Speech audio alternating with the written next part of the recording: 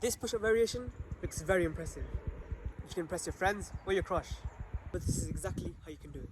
So the first progression with typewriter push-ups is going on an incline, and you go into one side with the other arm straight. Then you slowly move on to the other side.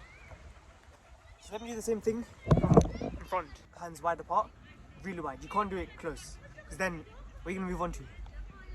Wide. I'll go down on one side,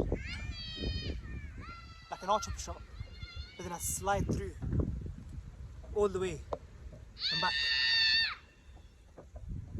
You guys have been telling me, speedy, incline push-ups, they're not working. Try the knee progression. So with typewriter push-ups, on your knees, same exact thing. There's a spider, a white spider, it's crazy. So go to one side, on your knees, and then go into the other side. This is so much more harder than an incline. Because as an incline, you're so high up, you don't use that much body weight.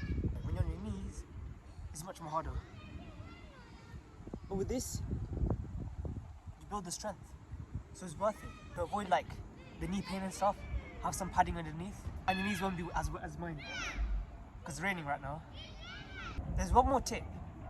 If this is still hard for you, do archer push-ups. Or do one archer push-up and then go back up. That's basically archer push-ups.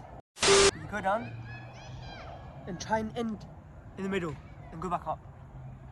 Go down, end in the middle and go back up.